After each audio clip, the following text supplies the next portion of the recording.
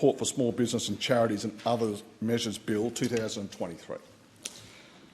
It's been said by many of our colleagues, both sides of the House, that small business is indeed the lifeblood of our economy, and I couldn't agree more. But yet again, the small business community has been let down by a Labor government.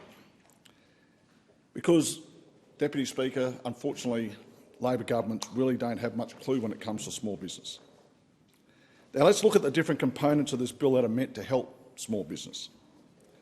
So when you're in small business, cash and cash flow is king. You need it to invest, you need it to put on more staff, you need it to buy equipment.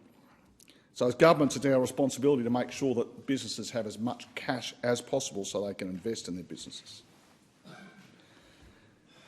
First, we have the reinstatement of the Coalition's Instant Asset Write-Off Initiative for purchases by small businesses for equipment purchased with a value of up to $20,000.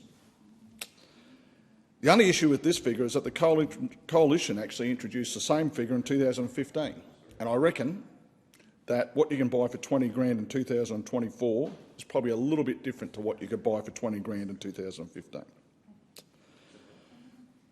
far as I'm concerned, Deputy Speaker, there should be no limit on the instant asset write-off for small business because it helps cash flow. And I want to take the time to explain why I know this will benefit our country. Many people who aren't in business or haven't been in business simply don't understand what an asset write-off is, which is fair enough because it doesn't affect them.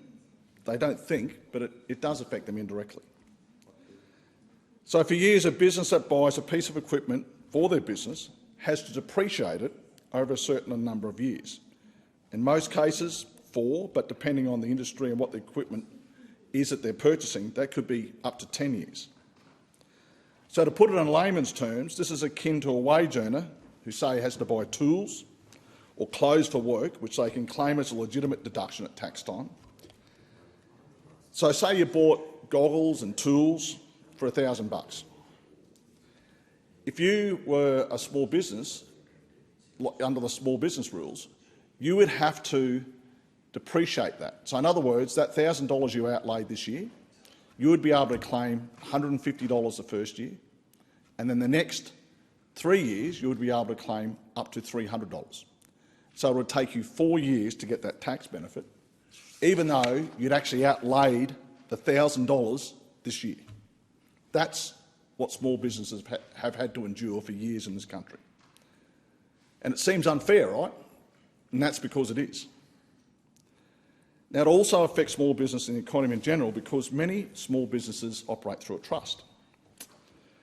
And one reason they do that is because a lot of the time it's a husband and wife operation and they pay each other equally, which is fair enough because they put in an equal effort. The problem is that the trust may earn, say, $200,000 for a year. They pay tax on that $200,000 whether they take it or not. And I can tell you from personal experience that as a small business owner, you don't take that money out of there.